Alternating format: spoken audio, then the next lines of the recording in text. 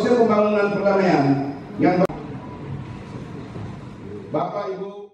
Jelang pelaksanaan pemilihan kepala daerah atau Pilkada Aceh yang dijadwalkan pada November 2024 mendatang, sederet nama calon kepala daerah yang akan maju pada Pilkada Aceh nanti pun bermunculan.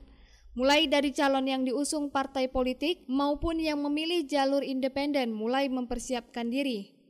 Tak terkecuali Safarudin, politisi dari Partai Gerakan Indonesia Raya atau Gerindra itu, kabarnya juga akan maju pada Pilkada Aceh November nanti sebagai bakal calon Bupati Aceh Barat Daya atau Abdia.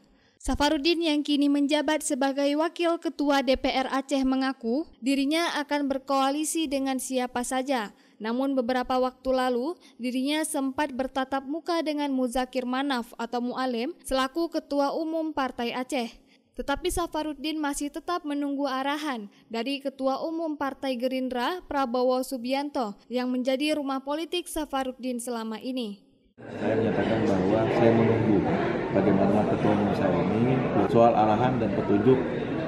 Bisi-bisinya sudah diarahkan, tapi saya masih tetap menghormati bahwa kita tunggu saja dulu. Soal saya mau koalisi dengan siapa, yang pasti kemarin Mualim sudah nyatakan untuk memberikan restu. Saya berterima kasih dengan Mualim, saya akan ikut mekanisme yang ada di Partai Aceh dan juga partai-partai yang lain saya juga akan berkomunikasi, semuanya untuk kebaikan kabupaten yang saya cintai karena saya pengen berkomunikasi. Dari Banda Aceh, Lala Nurmala melaporkan untuk Puja TV Aceh.